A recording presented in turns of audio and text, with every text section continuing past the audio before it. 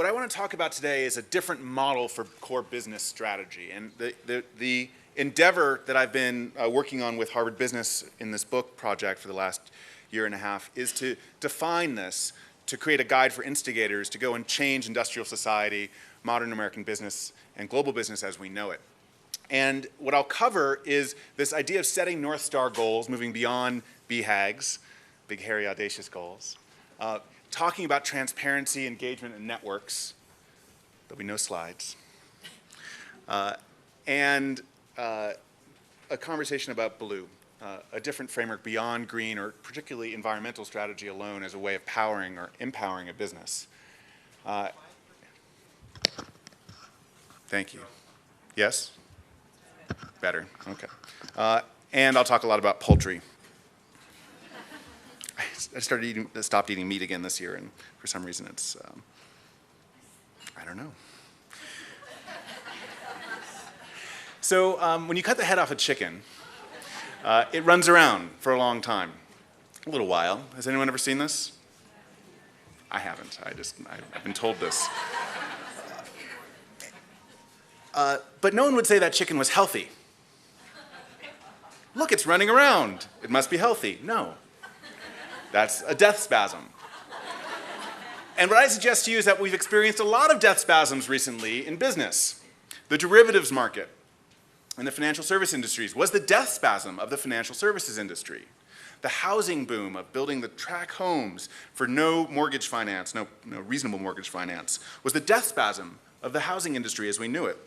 The Hummer was the death spasm of General Motors.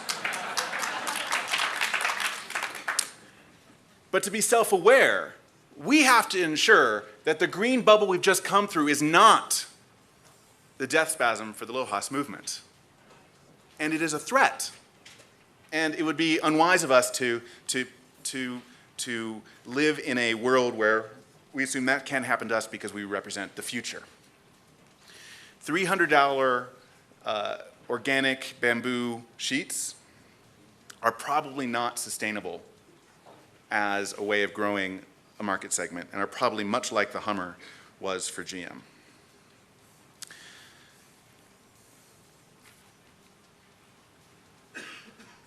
So I want you to picture an 8-foot chicken.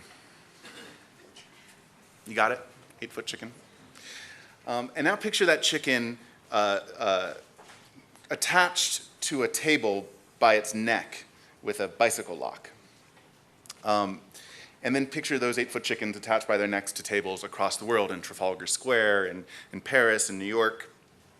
And then picture those 8-foot chickens attached by their necks with bicycle locks to these tables at McDonald's across the world. And you'll have a pretty good view of what McDonald's executives woke up to when some of my colleagues at Greenpeace got together and said, we're going to stand up and make a statement to McDonald's about the type of inputs they're putting in their chicken McNuggets, because they had found through a chain of custody search that McDonald's was buying soy from illegally harvested parts of the Amazon that was going into a feedlot in Britain and going into chicken McNuggets. And as you might know, after a great amount of activism to protect the Amazon from logging in the 1990s, Sting sang songs, we got some things passed. Logging in the Amazon increased greatly at the beginning half of this century. In 2003, 2004, 2005, if you flew over the Amazon, you just saw these massive areas of deforestation. And we all know the best way, the cheapest and easiest way to halt the spread of global warming is to protect the forests we already have. It's the simplest and easiest way. So this is a bad thing, this growth. So Greenpeace took the fight to McDonald's. Now put yourself in the seat of the McDonald's executives. Sir, there are 8-foot chickens locked to our tables across the world. Now, what does she do if you're McDonald's? I'm assuming here everyone here eats regularly at McDonald's, right?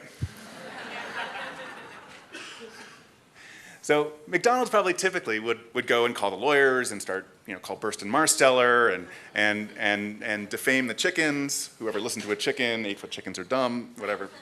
Put them in jail. But McDonald's instead decided to do something different. They called the chickens up and said, what are you angry about? And the chickens took off their hats and said, well, you're buying soy from this place, and you should stop. And McDonald's hadn't set out to actually buy soy from illegally harvested land. They did it because that's what Cargill and Bunge and ADM were selling to them. And they got together with the chickens, with Greenpeace, went down to the Amazon, and ended up pulling together a network of these 3 companies to do a voluntary ban on buying any soy from illegally harvested parts of the Amazon. And today, if you fly back over those same parts of the Amazon, you'll see it's remarkable. That's being reforested, it's growing back, the logging has gone way, way down in the last 2.5, 3 years because of this voluntary ban that McDonald's helped to catalyze.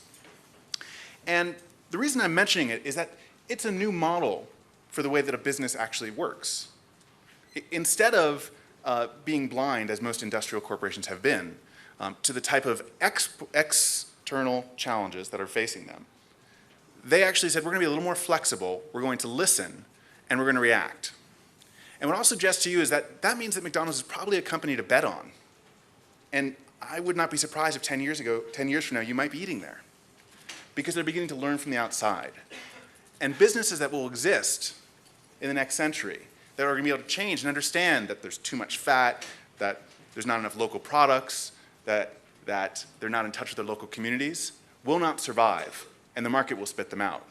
And understanding changes in society, technology, and natural human resources and building a business framework that reacts to them will actually create the businesses of the future.